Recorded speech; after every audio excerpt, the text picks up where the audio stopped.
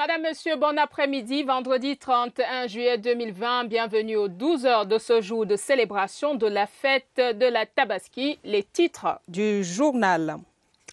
Célébration de la fête du mouton en mode COVID-19 pour la communauté musulmane ce 31 juillet. Des mesures spéciales prises. Nous prendrons les échos de la prière marquant cette Tabaski 2020 à travers le Cameroun.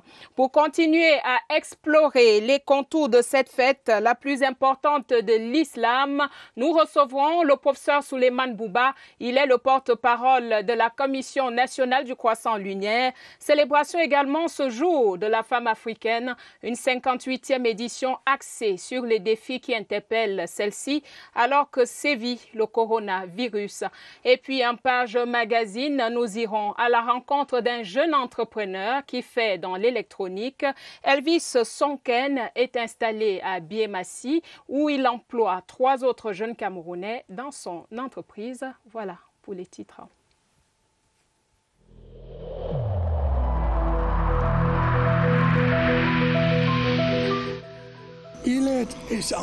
Each of us must comply with the measures that have been taken.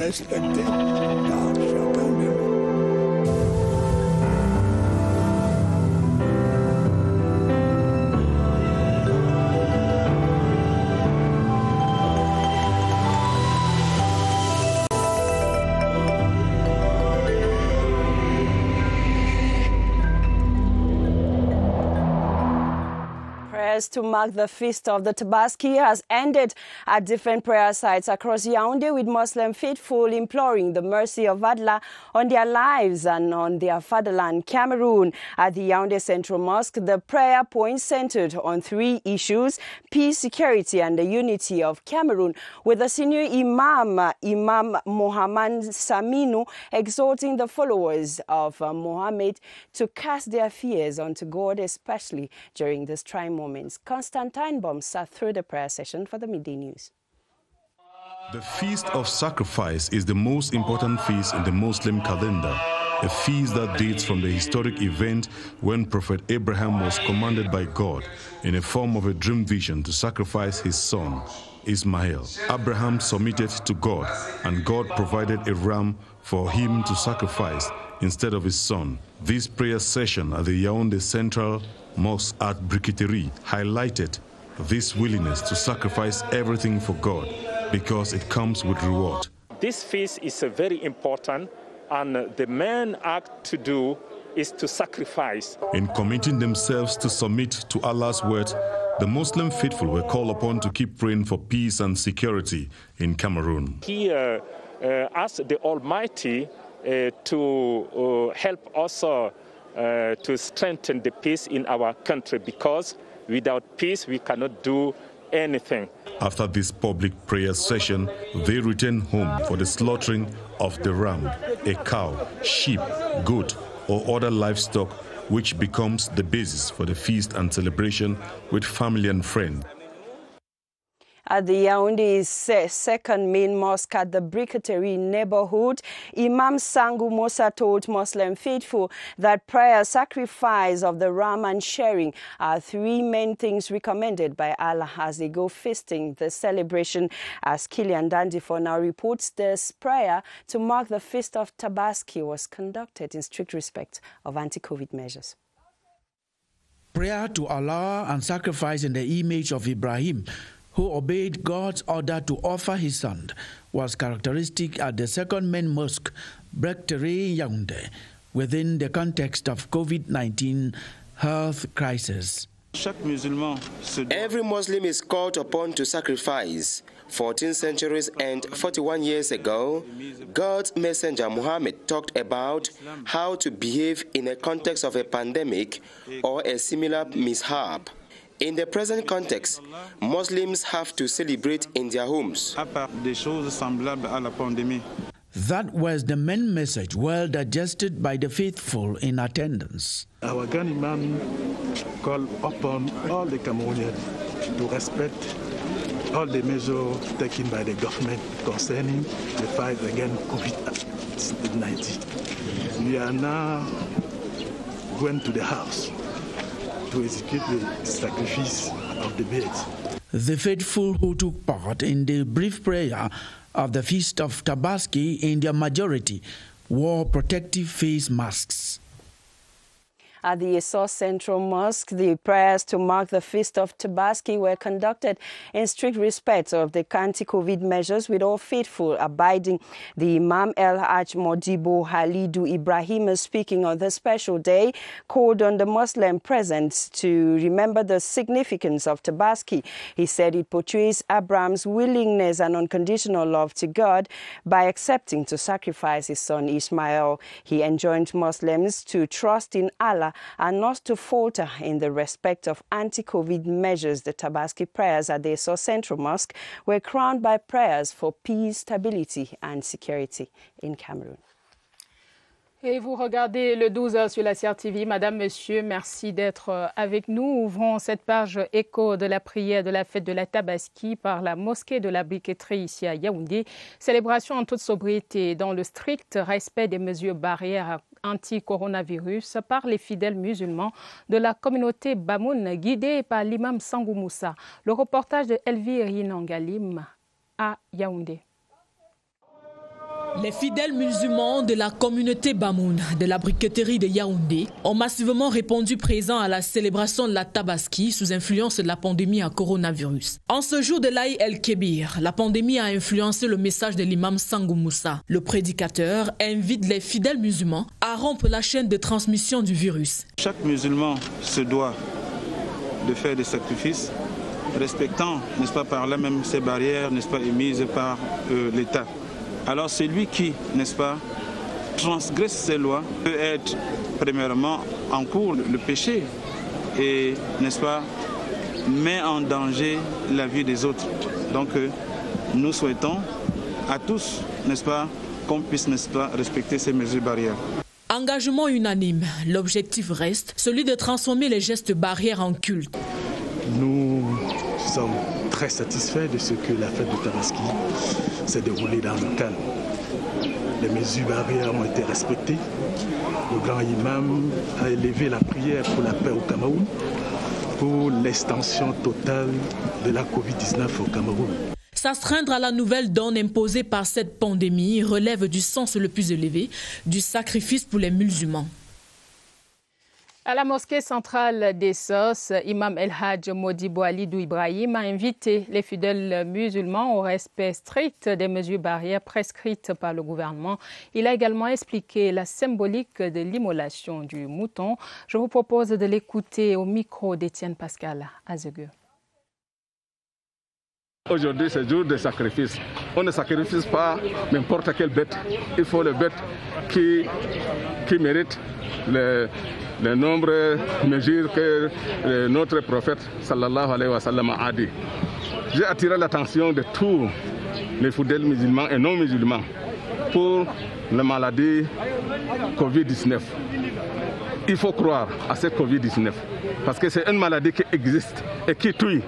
Il ne faut pas que les gens prennent des mesures comme les autres parlent pour dire que c'est le gouvernement qui veut l'argent.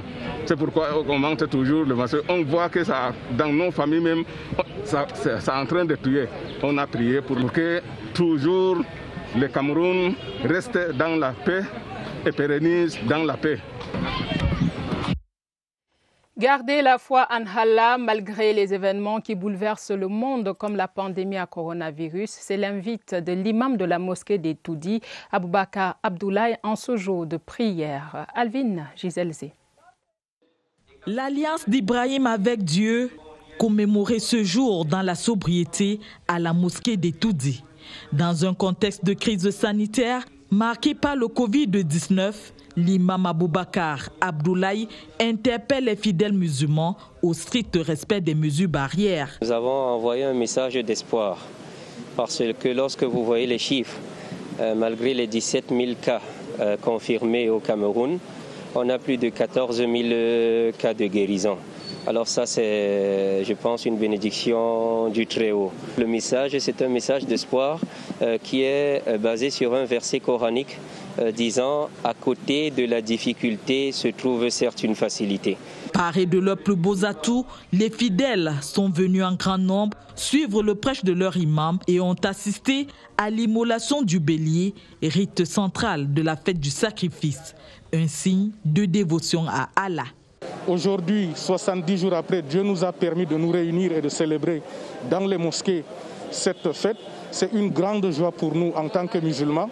Les réjouissances se sont poursuivies dans les familles.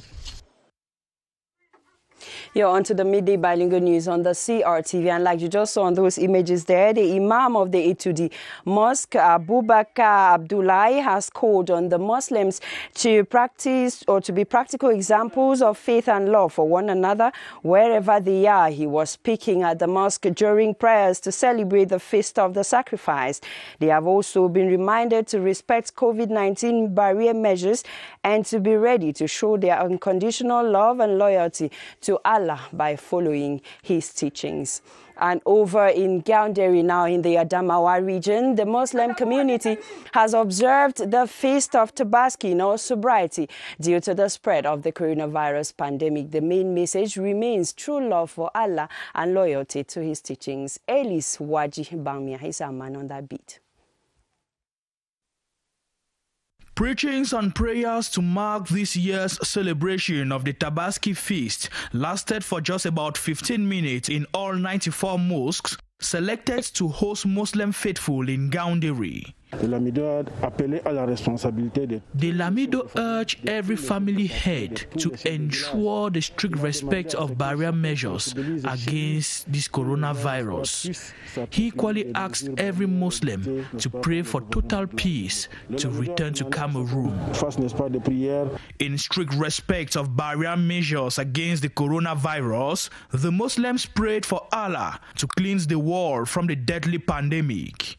The illness is still with us, and we have to do everything possible to stop it by respecting the measures we know. And we have asked God to come and help us, to secure us in order to recover our health. As a sign of total submission to the Almighty, the Lamido of Ngaoundere, His Majesty Muhammadu Hayatu Isa, solemnly slaughtered a ram. This paved the way for celebrations in different families.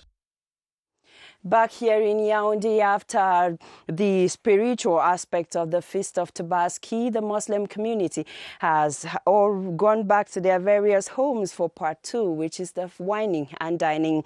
The slaughtered ram is the main item on the menu of the Muslim women who are associating it with other meals and equally traditionally made drinks to serve for family and guests. Our reporter Joyce Tata went nosing into the menu of Muslim women, and this is what she brought back.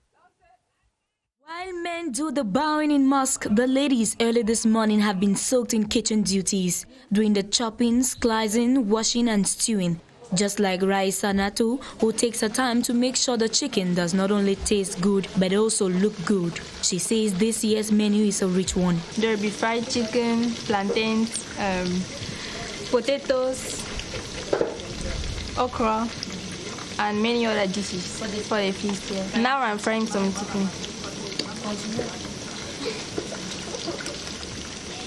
An indeed busy atmosphere for the boys who have their domain of competence, while the women wait to make it ready for consumption. We have prepared a typical Kotoko meat. We call it kisa. We eat it with okra. We have roasted meat, and we have also chicken for people who don't eat goat or sheep. So it is only the family who will take part in this meal. Tabaski 2020, even though a feast celebrated in strict respect of barrier measures to curb the spread of COVID-19, many will still have the opportunity to share a bite and drinks, thereby strengthening family ties. Merci de regarder le 12 sur la CRTV. Madame, Monsieur, votre fidélité nous honore. On va maintenant dans la région du Nord. À Garoua, Sa Majesté Alim Gaga Ayatou invite les fidèles musulmans à continuer à respecter rigoureusement les mesures barrières contre le coronavirus et à s'impliquer pleinement dans la lutte contre l'insécurité dans la ville. Des exhortations qui ont été faites pendant la grande prière de la Tabaski qui s'est déroulée au champ de prière de Pumpumre. La correspondance à Garoua de Clavers Pascal Ndanga. Contexte sanitaire oblige, seuls les fidèles musulmans qui arboraient leur masque ont eu accès au champ de prière de Pumpumri à Garoua où le respect de la distanciation physique était de rigueur. Dans son sermon, l'imam principal de Garoua, Modibo Jafarou Marafa, exhorte les fidèles à tourner le dos au péché, notamment la fornication et la quête des intérêts égoïstes pour vivre selon les prescriptions d'Allah. Le lamido de Garoua, s'adressant aux fidèles musulmans, s'est voulu ferme sur la responsabilité individuelle et collective face à la montée de l'insécurité dans la ville, ainsi que le respect des mesures barrières contre le coronavirus qui doit continuer à être observé scrupuleusement. Respect de toutes les consignes que le président de la République lui-même a éditées concernant la lutte contre le COVID-19. En matière de sécurité, j'ai constaté un grand relâchement et nous avons subi beaucoup de dommages parce qu'il y a des vies humaines, il y a des femmes qu'on a violées à l'intérieur des concessions. Et tout ceci m'amène à dire à mes Diawara qu'il faut qu'il joue le rôle que la paix règne grâce à son excellence le président Poutbia, pour lequel nous avons adressé une grande prière. À l'image du prophète Ibrahim, le mouton est immolé en signe du triomphe de la foi qui doit rester inébranlable à toute épreuve.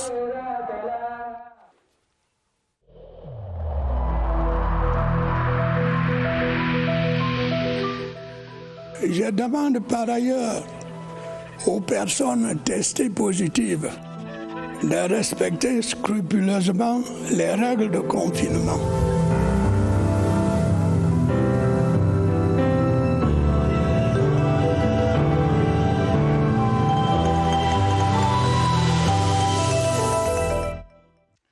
Et on continue avec les échos de la fête du mouton comme elle s'est déroulée dans le pays. Et on prend la direction des Bolova dans la région du Sud. La prière marquant la fête du sacrifice à la mosquée centrale là-bas était l'occasion pour l'imam Malam Oumarou de prier pour la stabilité dans les régions du Nord-Ouest et du Sud-Ouest. Rose Olinga est à Bolova.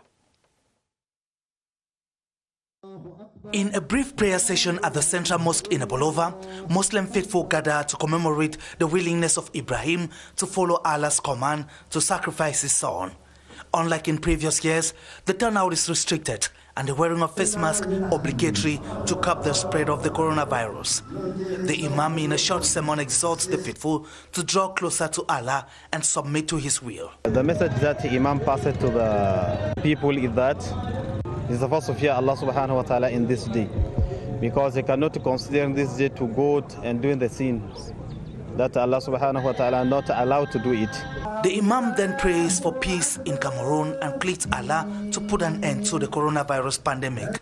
A ram void of blemishes is slaughtered for the sacrifice, and the faithful asked to go home and do same while remembering to share with the less privileged.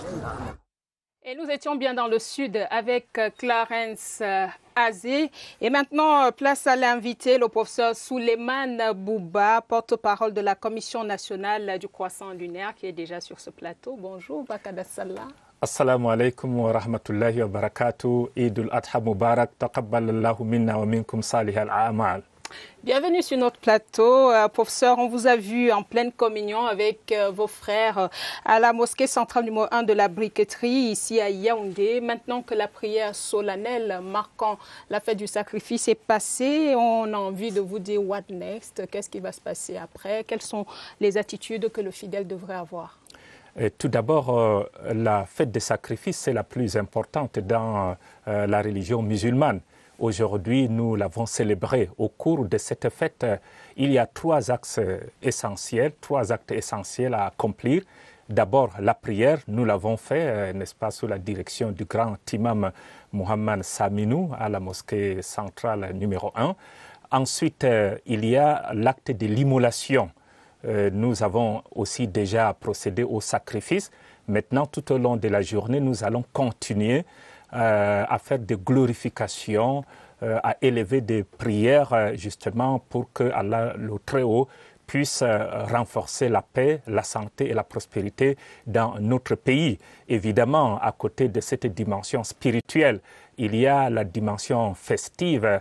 Avec le mouton, on essaie donc d'apprêter un petit quelque chose pour la famille, pour une solidarité intracommunautaire. Dans la communauté musulmane, il y a des riches, il y a des moins riches. On essaie donc... professeur, ça nous amène à vous poser la question de savoir que la bête immolée ce jour, comment est-ce qu'on la dispatche? On sait que ce n'est pas fait de façon hasardeuse. Tout à fait. On la divise en 3 parties. La première partie pour la famille, la deuxième pour les amis et la troisième pour les pauvres et nécessiteux. Donc voilà à peu près, n'est-ce pas, la répartition. Comme je le disais, donc c'est une occasion pour renforcer non seulement la relation avec la transcendance au travers de l'acte d'immolation, mais aussi de renforcer la relation horizontale avec notre prochain. On invite justement, au-delà de la communauté musulmane, des amis, des collègues, des voisins pour venir partager avec nous le modeste repas de fête. Professeur Souleymane Bouba, maintenant que la prière solennelle est passée, que le rite de l'immolation a été accompli, est-ce que maintenant les hommes peuvent se coiffer, se parfumer et faire tout ce qui est nécessaire qu'on ne faisait pas? Effectivement, pour celui qui avait l'intention d'immoler, il lui était interdit de se tailler les ongles, de se raser jusqu'au 10e jour du mois, donc de Dhul Hijjah, qui est le dernier mois du calendrier lunaire islamique. Une fois que l'acte de sacrifice est fait, eh bien, on retrouve la vie normale, c'est-à-dire on peut se raser, on peut justement se tailler les ongles, ainsi de suite. Mais la fête de sacrifice a cette particularité qu'elle va continuer, notamment les 3 jours après la fête. Nous allons continuer avec la glorification d'Allah subhanahu wa ta'ala et en communion avec les pèlerins qui sont justement en Arabie Saoudite. Aujourd'hui, ils ont procédé à la lapidation de la grande stèle, ils ont immolé, ils ont fait le tawaf ifada et le 11, le 12, le 13, ils vont rester à Mina pour continuer, n'est-ce pas, la lapidation des 3 stèles. Professeur Souleymane Bouba, porte-parole de la Commission nationale du croissant lunaire, merci d'avoir trouvé une minute pour venir échanger avec nous. Je vous en prie et je profite pour remercier le directeur général de la CRTV qui a déployé, n'est-ce pas, un arsenal impressionnant pour justement la retransmission en direct de cette mosquée. Nous sommes très reconnaissants vis-à-vis des efforts qu'il fournit envers la communauté musulmane. Merci beaucoup et on poursuit le journal avec cette autre actualité du jour. C'est la 58e journée de la femme africaine. C'est ce 31 juillet comme chaque année. Célébration ramenée à hier au Cameroun pour cause de coïncidence avec la fête de la Tabaski. La déclaration de circonstance du ministre de la Promotion de la Femme et de la Famille était axée sur la femme africaine et les défis liés au Covid-19. Je vous propose d'écouter le professeur Marie-Thérèse Abnaondoa dans cet extrait sélectionné par Malise et Baga à Oumou.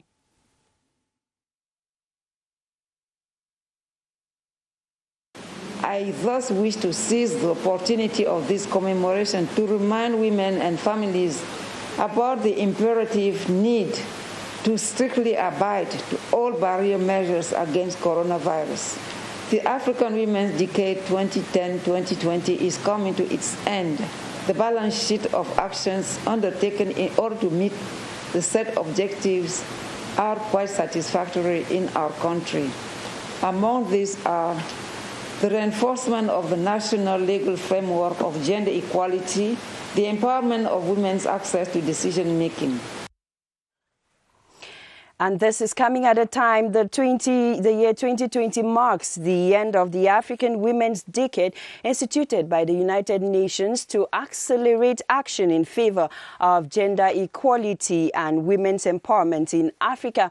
As the continent thus celebrates Women's Day today, women's rights defenders say a lot has been done to place women's issues on board, but their aspirations to gender equality, land access, financial autonomy, and many more are yet to be attained. Beatrice Losamba.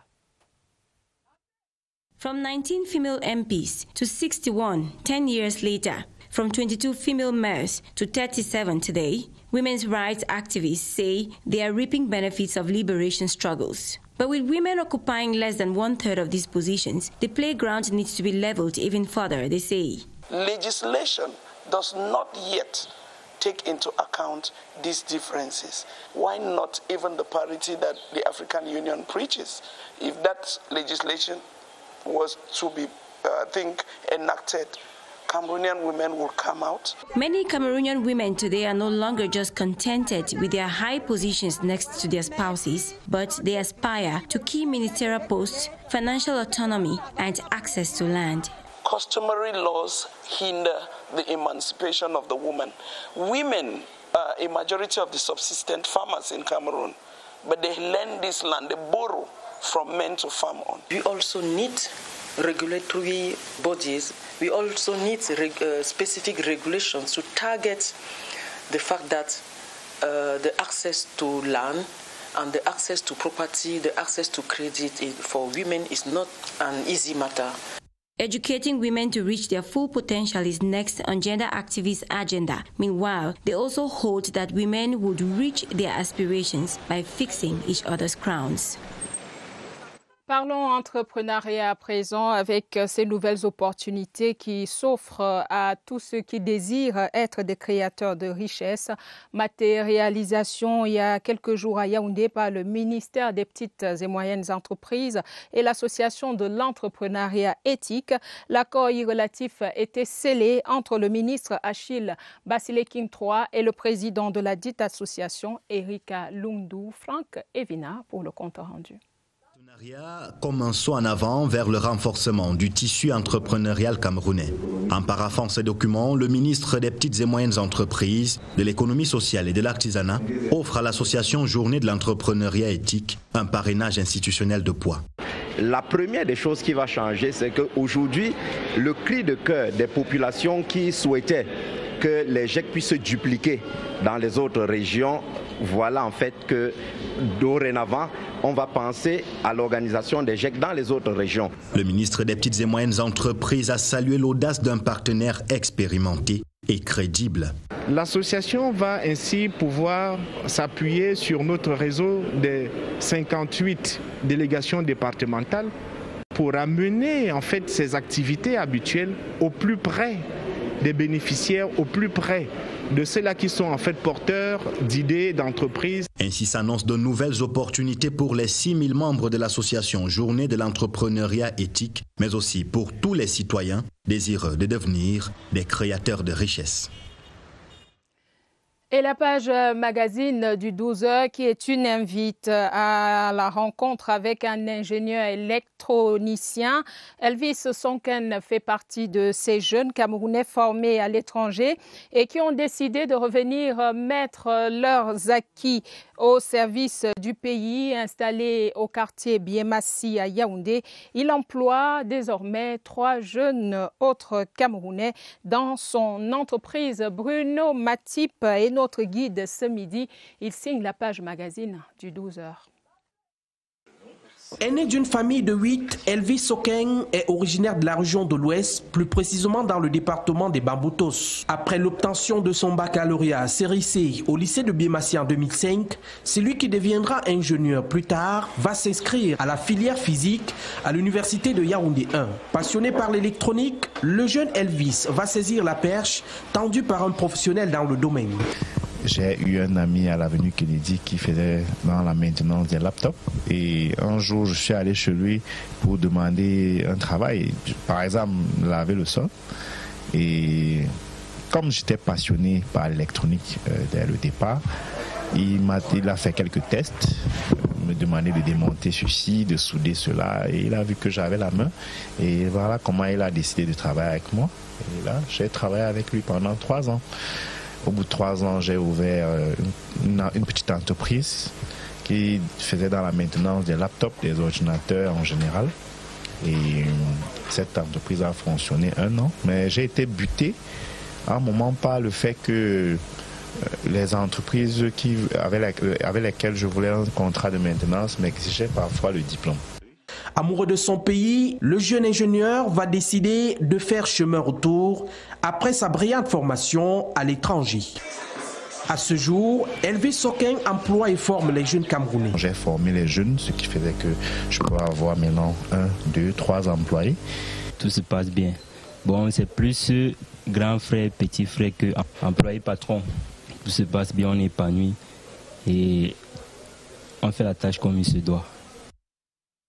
To end this newscast, there's a note in sports. 38 football coaches in Cameroon have ended their training on player statistics and ICTs in Yaoundé, organized by the Cameroon Football Federation, FECAFOOT. The refresher course wants to get the football coaches up to date as a way to revamp the sports sector that has been hard hit by the coronavirus pandemic. And that comes to close this edition of the Midday Bilingual News on the Cameroon Radio Television. Thanks for your kind attention. Have a nice weekend. Madame, Monsieur, merci d'avoir regardé le 12h. Nous vous retrouvons avec plaisir lorsqu'il sera 12h lundi. Mais déjà, prenez rendez-vous avec l'équipe du 12h le week-end. Sidoine Monkam et Gladys Assou. Très bon week-end à tous en compagnie de nos programmes.